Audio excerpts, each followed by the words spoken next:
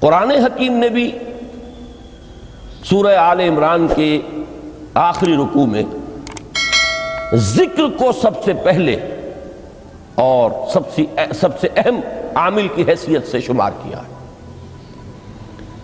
چنانچہ اس کی پہلی آیت جو ہے سورہ آل عمران کے آخری رکوع کی، اس میں تو وہی مضمون جو میں بیان کر چکا وہ آیا ہے، ان فی خلق السماوات والارض واختلاف اللیل والنہار لآیات لأولی الالباب۔ یقیناً آسمانوں اور زمین کی تخلیق میں اور دن اور رات کے الٹ پھیر میں نشانیاں ہیں ہوش مندوں کے لیے۔ ان کے ذریعے سے انسانی شعور کے اندر وہ معرفت رب اجاگر ہوگی۔ وہ پہلا مرحلہ اس نے طے کر لیا، وہ ڈورمنٹ معرفت اب ایکٹیویٹ ہو گئی۔ اب مزید فکر کا مرحلہ ہے جو اگلی آیت میں آیا ہے، الذین یذکرون اللہ قیاما وقعودا وعلی جنوبہم ویتفکرون فی خلق السماوات والارض ربنا ما خلقت ھذا باطلا سبحانک فقنا عذاب النار۔ یعنی تفکر جو ہے ویتفکرون فی خلق السماوات والارض، وہ تفکر کرتے ہیں، غور و فکر کرتے ہیں آسمان اور زمین کی تخلیق میں، لیکن اس تفکر کے ساتھ لازماً ذکر، اور ذکر مدام، ذکر بھی وہ کہ جو مستقل ہو، ہر حالت میں ہو۔ الذین یذکرون اللہ قیاما وقعودا وعلی جنوبہم، وہ لوگ کہ جو اللہ کو یاد رکھتے ہیں، اللہ کا ذکر کرتے ہیں، کھڑے ہوئے بھی، بیٹھے ہوئے بھی، اور اپنے پہلوؤں کے بل یعنی لیٹے ہوئے بھی۔ اب ان تین کے سوا تو کوئی پوزیشن انسان کی نہیں ہے، اسی کا نام ہے دوام ذکر۔ اور اس کے ساتھ اگر وہ تفکر کرتے ہیں تو ان کا فکر اگلی منزل تک پہنچتا ہے۔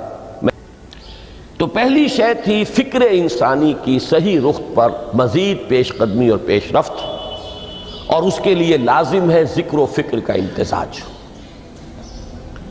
دوسری چیز کو لیجئے عمل کی درستی۔ اس عمل کی درستی کے لیے اللہ تعالیٰ کے ساتھ ایک گہرے تعلق کی ضرورت ہے، اس لیے کہ صبر کی بحث میں یہ مضامین شاید آپ کے سامنے آ گئے ہو کہ صبر، جہاں مصیبت پر صبر ہوتا ہے، تکلیف پر صبر ہوتا ہے، اللہ کے احکام پر جمنا یہ بھی صبر ہے، نفس کی خواہشات کی باغ کو تھام کر رکھنا، کھینچ کر رکھنا یہ بھی صبر ہے، اور استقامت، کسی شے پر قائم رہنا یہ بھی صبر ہے۔ تو عمل صحیح پر استقامت کے لیے وَاصْبِرْ وَمَا صَبْرُكَ إِلَّا بِاللَّهِ، اس صبر کی سب سے اہم جو بنیاد ہے، اس کا جو سب سے بڑا ذریعہ ہے، اس کا جو سب سے بڑا سہارا ہے، وَمَا صَبْرُكَ إِلَّا بِاللَّهِ، اس کے لیے ضرورت ہے ایک گہرے تعلق کی کہ اللہ کے ساتھ ایک ایسا تعلق برقرار رہے جو نہ صرف گہرا ہو بلکہ دائم و قائم ہو، مسلسل۔ ذرا ذہول ہوگا تعلق مع اللہ میں، ذرا کمی آئے گی، شیطان کا وار کاری ہو جائے گا۔ اسی کو حضور نے حدیث میں یوں تعبیر کیا ہے تمثیلاً کہ جو دل اللہ کی یاد سے غافل ہے، اس پر فارسی کا وہ مقولہ بھی ہے کہ خانہ خالی را دیو می گیرت، گھر خالی رہے تو جنات اس پر دیو جو ہے آ کر قبضہ جما لیتے ہیں۔ تو خانہ قلب جو ہے اگر یاد خداوندی سے خالی ہو گیا تو شیطان ابلیس لعین اپنی تھوتنی ٹکا دیتا ہے۔ یہ لفظ آتا ہے سور کے منہ کے لیے تھوتنی، جس طرح اس کا نکلا ہوا سا منہ ہوتا ہے آگے، تو یہ لفظ استعمال کیا گیا کہ وہ اپنی تھوتنی انسان کے دل پر جما کر اور پھوکے مارنی شروع کر دیتا ہے۔ تو شیطان کو موقع ہی تب ملتا ہے جب انسان کے تعلق مع اللہ کے اندر کمی ہو، وہ خانہ بالکل خالی ہو گیا ہو یا اتنا ضعیف ہو گیا ہو کہ کل عدم ہو جائے، گویا کہ نہیں۔ تیسری چیز کی طرف آئیے روحانی ترقی، روحانی ترقی کے لیے میں ایک اصطلاح کے سامنے لا رہا ہوں، اس سے مراد کیا ہے؟ روحانی ترقی کے لیے ہماری دینی اصطلاح ہے تقرب الی اللہ، اللہ سے قریب تر ہوتے چلے جانا۔ اس پر میرا ایک کتابچہ بھی ہے، تقرب الی اللہ کے 2 مدارج، 2 درجے، جو در حقیقت ایک حدیث نبوی علیہ الصلوۃ والسلام ہی پر مبنی ہے کہ حضور نے ایک درجہ قرار دیا ہے تقرب بالفرائض، فرائض کے ذریعے سے انسان اللہ کا قرب حاصل کرے۔ ایک ہے تقرب بالنوافل، نوافل کے ذریعے سے اللہ کا قرب حاصل کرے۔ ان میں کیا نسبت و تناسب ہے، اہمیت کے اعتبار سے کون بڑھ کر ہے، بلندی کے اعتبار سے کون بڑھ کر ہے، یہ تمام مسائل میں نے اپنی اس تقریر میں بیان کیے تھے جو اس کتابچے میں شائع ہوئی ہے۔ اس وقت میں اس کی تفصیل میں نہیں جا رہا، صرف یہ تذکرہ اس لیے کر رہا ہوں کہ جن کو بھی خواہش ہو جائے وہ اس کا مطالعہ کرے۔ ہماری اس وقت کی گفتگو سے وہ کتابچہ اس جگہ پر منسلک ہوگا۔ تو تقرب الی اللہ، یہ تقرب کوئی فزیکل فینومینن نہیں ہے، جسمانی یا مادی مسئلہ نہیں ہے۔ اللہ سے قرب یہ نہیں ہے کہ کوئی کروڑوں میل کا فاصلہ ہے، اب ہمیں کوئی رسی پر چڑھنا ہے اوپر بڑی محنت اور مشقت سے۔ فصل تو ہے ہی نہیں، فاصلہ ہے ہی نہیں، بعد ہے ہی نہیں۔ نحن اقرب الیہ من حبل الورید، ہم تو انسان سے اس کی شہرگ سے بھی زیادہ قریب ہیں۔ ہوا معکم اینما کنتم، وہ تو تمہارے ساتھ ہی ہوتا ہے جہاں کہیں بھی تم ہو، بس صرف یہ کہ تمہاری توجہ نہیں ہوتی، تم اور چیزوں میں مشغول و مصروف رہتے ہو، تم ہماری طرف دھیان ہی نہیں دیتے، تم ہماری طرف متوجہ ہی نہیں ہوتے۔ ہم تو مائل بے کرم ہے، کوئی سائل ہی نہیں، راہ دکھلائیں کسے رہنو منزل ہی نہیں۔ انسان جب متوجہ ہو جاتا ہے اور بڑھتا ہے، آگے پیش قدمی کرتا ہے روحانی اعتبار سے، تو یہ ہے در حقیقت تقرب الی اللہ، اور اسی کو ہم کہیں گے روحانی ترقی۔ اب ان 3 چیزوں کو اگر آپ نے ذہن میں جما لیا، پھر میری بات کی ترتیب اس کو ذہن میں قائم کیجئے۔ ہم چلے کہاں سے؟ کہ دین کے ساتھ اصل مناسبت فلسفے کی نہیں، حکمت کی۔ نمبر 2، حکمت قرآنی کا پہلا اور اہم ترین اور بنیادی مسئلہ معرفت رب کا حصول ہے۔ اس کا نتیجہ شکر خداوندی ہے، اس کا ذریعہ آیات آفاقی، آیات انفسی، اور سب سے بڑھ کر آیات قرآنیہ ہیں، جو الذکر ہے، جو تذکرہ ہے، جو ذکرہ ہے۔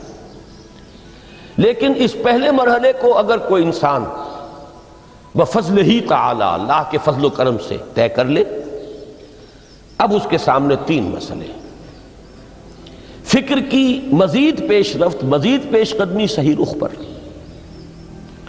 اس کے لیے ذکر اور فکر دونوں کا امتزاج لازمی ہے۔ فقر قرآن اختلاط ذکر و فکر۔ الذین یذکرون اللہ قیاما وقعودا وعلی جنوبہم ویتفکرون فی خلق السماوات والارض۔ دوسری شے عمل کا درست رہنا، نہ افراط و تفریط ہو، عدم توازن ہو، نہ انسان نفس سے مغلوب ہو جائے، نہ انسان جذبات کی رو میں اندھا ہو جائے، نہ انسان ماحول سے مرعوب ہو کر متاثر ہو جائے، صحیح رخ پر اس کا عمل۔ نمبر 3، روحانی ترقی، جو اصل حاصل ہے، جو اصل مقصود ہے۔ نمبر 2 چیز کے لیے تعلق مع اللہ ضروری، نمبر 3 کے لیے تقرب الی اللہ ضروری۔ اب غور کیجئے، ان تینوں چیزوں کا بڑا گہرا تعلق ہے نماز کے ساتھ۔ ان تینوں کے لیے ستون کی حیثیت نماز کو ہے۔ لہذا ایمان کے بعد یا معرفت رب کے بعد حکمت دین کا اہم ترین مسئلہ نماز، صلاۃ۔ اس لیے کہ ایک طرف یہ انسان کو اللہ کے ساتھ ایک گہرے تعلق کا ذریعہ فراہم کرتی ہے، اپنے تمام مصروفیات میں سے ان مشغولیتوں میں جن میں گم ہونے کا خدشہ ہوتا ہے، نکلو۔ 24 گھنٹے کے معمولات میں سے کم 5 مرتبہ تو لازماً نکلو، اور اپنے آپ کو ذرا، اپنے حواس کو بھی، اپنی باطنی کیفیات کو بھی ذرا تازہ کرو۔ اگر کوئی گندگی، نجاست، کسی طرح کی ناپاکی کا کوئی معاملہ ہے، طہارت حاصل کرو۔ طہارت سے تمہارے اندر روح کو بھی بالیدگی ہوگی، تمہارے حواس بھی تازہ ہوں گے، تم گویا کہ بحیثیت کل تمہاری ہستی چاق و چوبند ہو جائے گی۔ وہ کسل، وہ سستیاں، وہ جو ایک کثافتیں ہوتی ہیں، ان سب سے نجات حاصل کرو، اور اب اپنے رب کے حضور میں کھڑے ہو جاؤ، اس کے ساتھ اپنا عہد بھی تازہ کرو، اس کی اہم صفات کو بھی اپنے ذہن میں پھر مستحضر کرو۔ یہی وجہ ہے، دیکھیے میں نے جو آیات آپ کو شروع میں سنائی تھی، سورہ لقمان کی 2 آیتیں،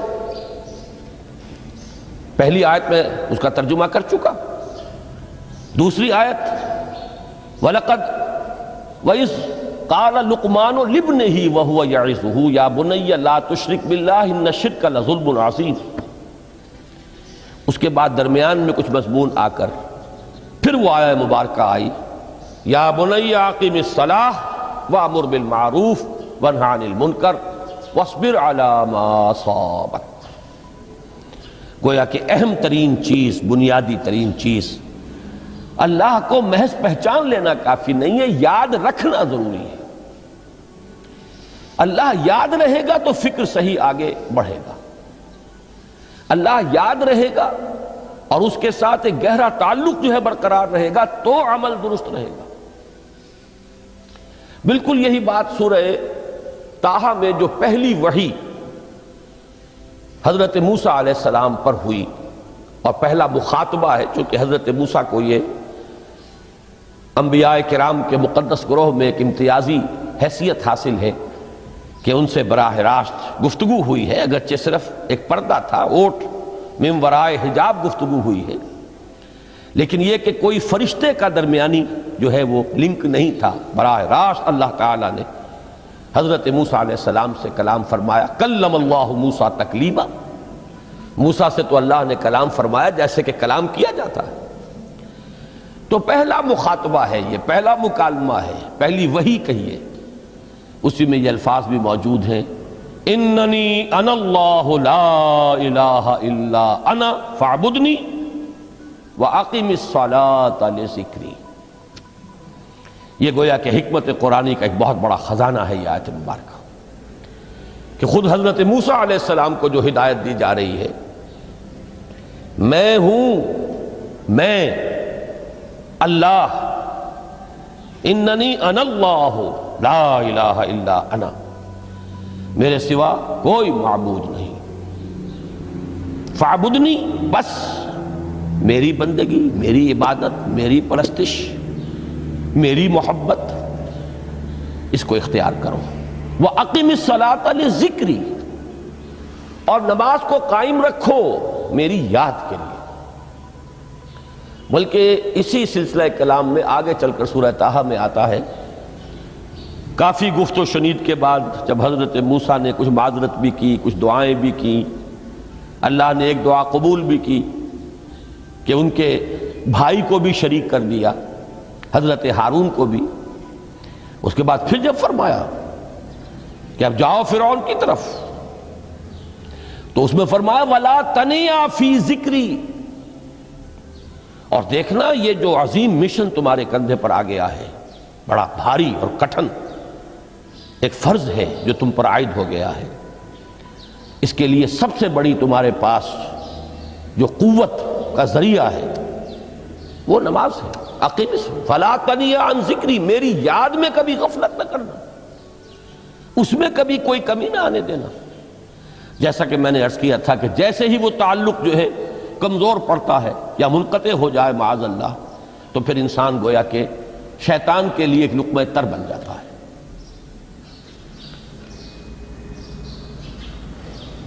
اب آپ غور کیجئے، تیسری شے تقرب الی اللہ،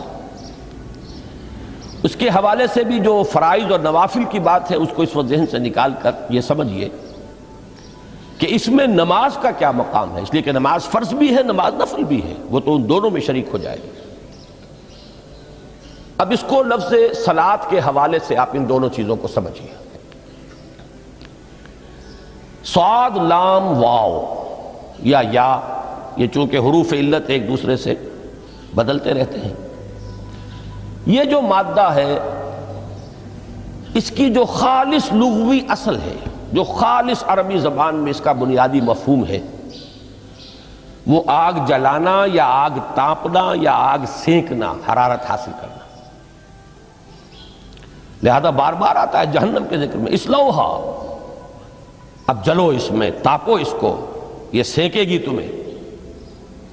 بلکہ تفتلون کا لفظ آیا ہے حضرت موسیٰ کے کلام میں، جب وہ گئے تھے کوہ طور پر، جب پہنچ گئے تو تھے آگ تک کی تلاش میں، لعلکم تفتلون، تو اپنے اہل خانہ سے یہی کہا تھا کہ مجھے کہیں وہ روشنی نظر آ رہی ہے، غالباً کوئی وہاں سے آگ مل سکے گی، ورنہ یہ کہ کوئی رہنمائی کو رستہ مجھے مل سکے گا، میں وہ آگ لے آؤں گا، کوئی چنگاری وہاں سے لے آؤں، لعلکم تفتلون، تاکہ تم، اب یہ اصطلاح در حقیقت باب افتعال ہے، اور یہ تے یہاں پر توئے کی شکل اختیار کر گئی، تا نے تو بنی کی صورت اختیار کی صاد کی وجہ سے۔ بہرحال اس کا سب سے بنیادی مفہوم جو ہے وہ ہے تاپنا، سکائی حاصل کرنا، حرارت۔ اس کے حوالے سے سمجھ لیجئے کہ سب سے بنیادی تعلق اس کا جو ہے وہ روح کے ساتھ ہے۔ روح میں محبت خداوندی کی آگ اگر ٹھنڈی پڑ گئی ہو، اگر محبت خداوندی کی حرارت میں کمی ہو رہی ہو، تو اس کو اثر نو، جس کو کہ میں آج سوچ رہا تھا تو ایک لفظ ذہن میں آیا کہ جیسے بیٹری اس کو ریچارج کیا جاتا ہے، اسی طریقے سے روح کے اندر محبت خداوندی کی اس حرارت کو اثر نو تازہ کرنا، یہ ہے در حقیقت نماز کا اصل مقصد۔ اس لیے کہ اس لفظ کا بنیادی مفہوم، اصل لغوی مفہوم تو یہ،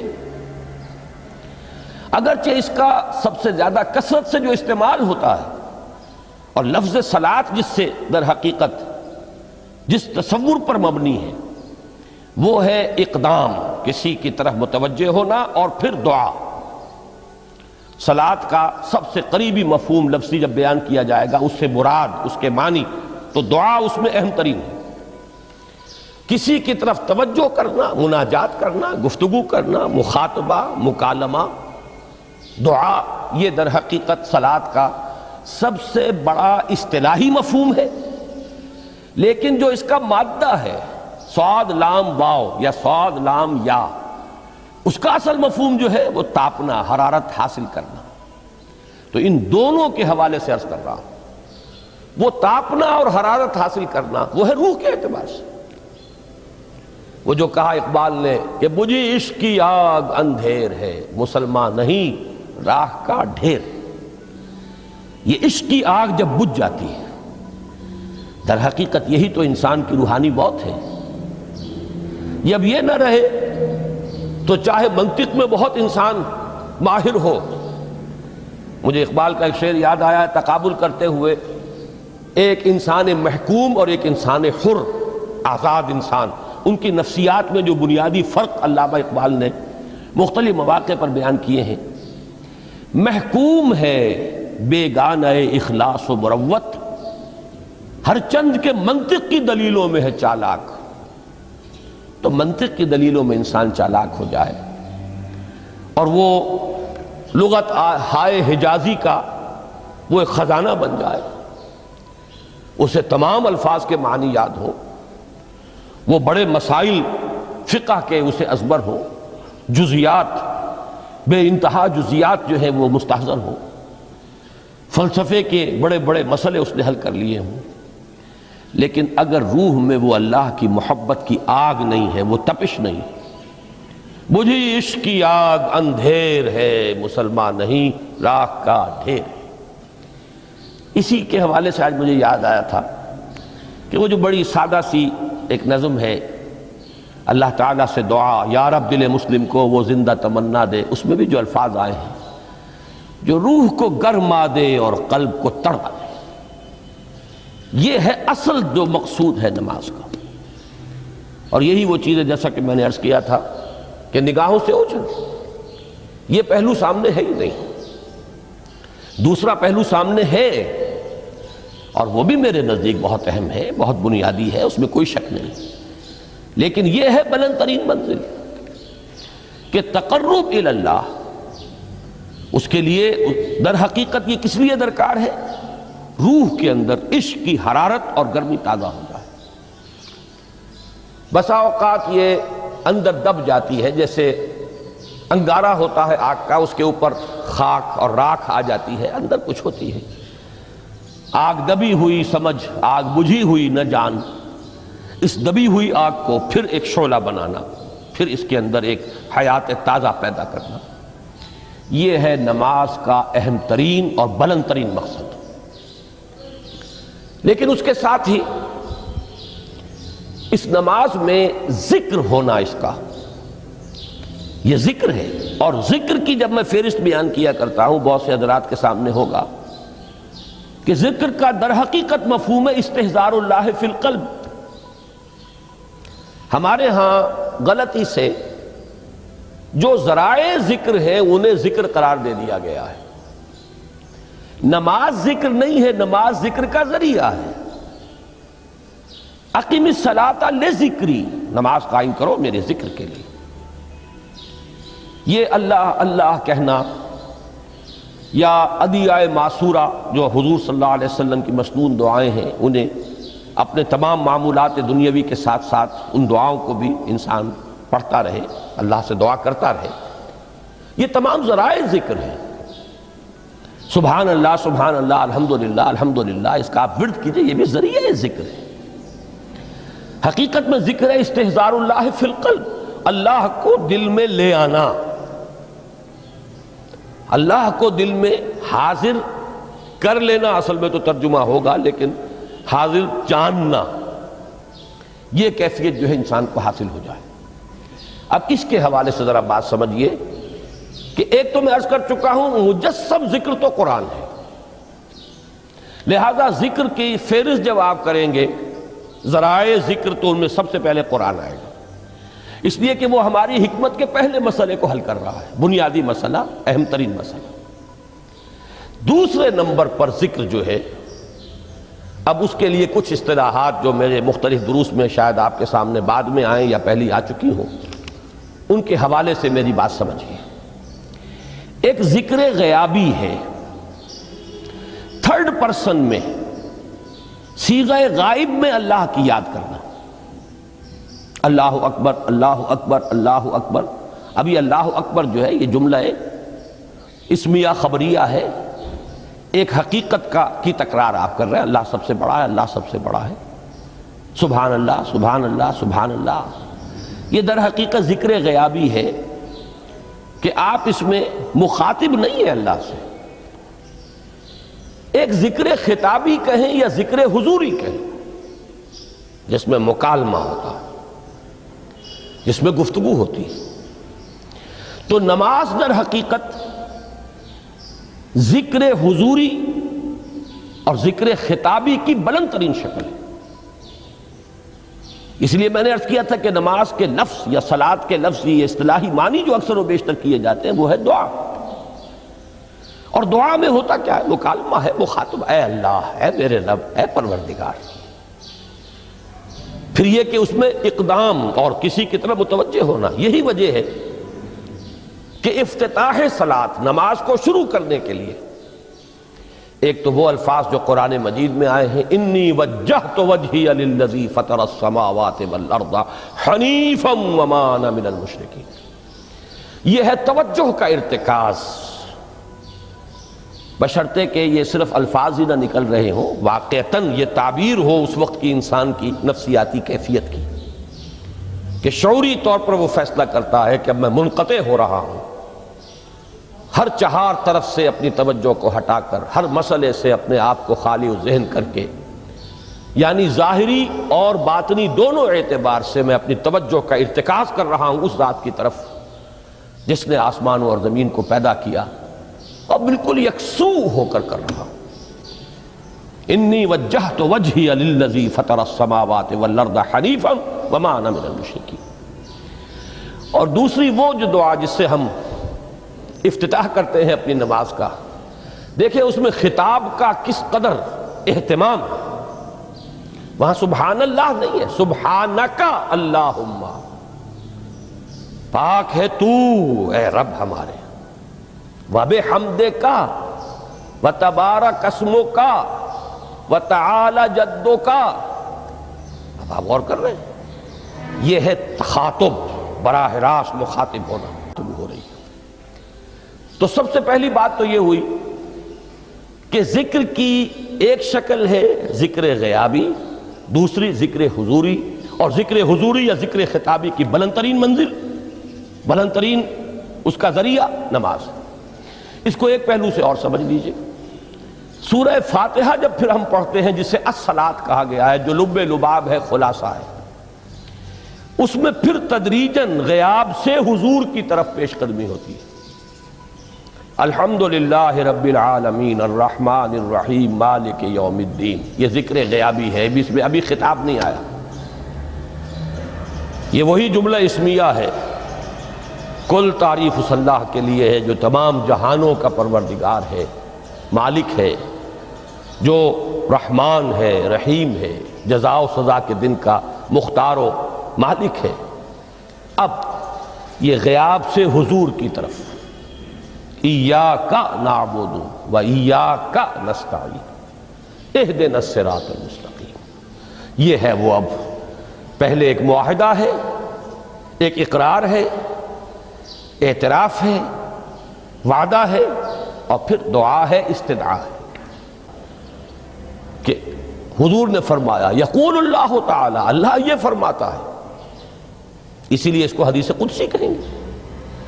قسمت الصلاۃ بینی و بین عبدی نصفین، میں نے نماز کو اپنے اور اپنے بندے کے مابین آدھا آدھا تقسیم کر دیا ہے۔ اب یہاں تک تو جملہ ہے اللہ کا، یہ ہے حدیث قدسی۔ اب آگے جو ہے نریشن اس کی جو ہے حضور صلی اللہ علیہ وسلم کی جانب سے ہے، یعنی خبر دے رہے ہیں وہ اللہ کی طرف سے ہی۔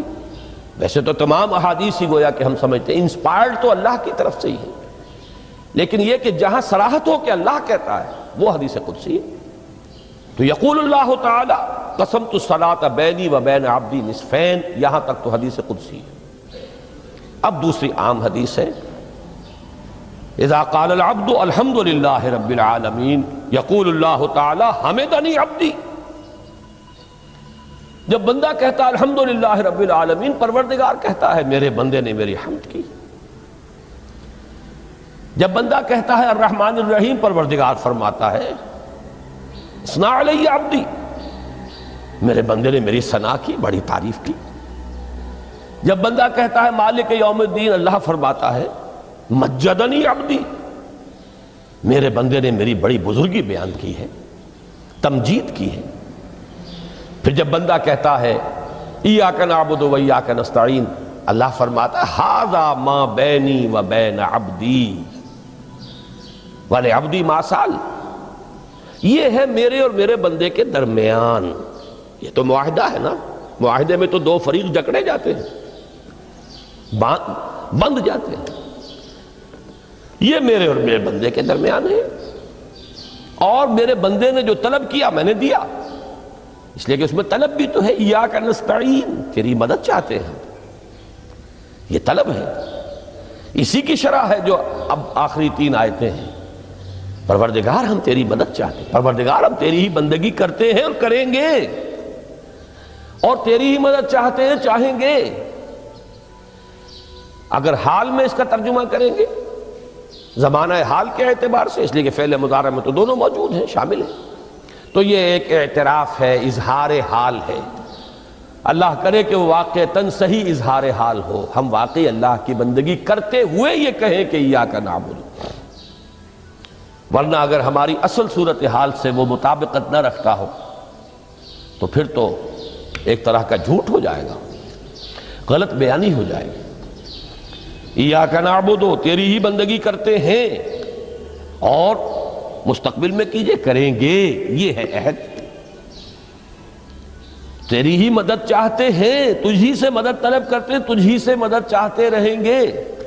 اس کے لیے فرمایا وَلِعَبْدِ مَا سَأَلَ، اور پھر اس کے بعد وہ استدعا ہے اہدنا الصراط المستقیم صراط الذین انعمت علیہم غیر المغضوب علیہم ولا الضالین۔ اس حدیث میں اس کو ایک ہی جملے کو لیا گیا ہے، ایک ہی جملے کی حیثیت سے۔ جب بندہ یہ کہتا ہے تو اللہ فرماتا ہے ھذا لعبدی ولعبدی ما سأل، یہ خالص میرے بندے کے لیے ہے، اس بندے نے ایک درخواست پیش کی ہے اور میں نے گرانٹ کی، وہ اپلیکیشن، وہ ریکویسٹ گرانٹڈ ہم نے دے دی، ولعبدی ما سأل۔ یہ ہے اس کی تاثیر کا عالم، بشرطے کے معاملہ وہ شعور کے ساتھ، بشرطے کے مطابقت ہو ظاہر اور باطن کی، بشرطے کے مطابقت ہو قول اور فعل کی، تو اس کا اتنا اونچا مقام ہے کہ ایک ایک جملہ ادھر ادا ہوا، ادھر اللہ کی طرف سے ریسپانس مل رہی ہے۔ افلاک سے آتا ہے نالوں کا جواب آخر، اٹھتے ہیں حجاب آخر، کرتے ہیں خطاب آخر،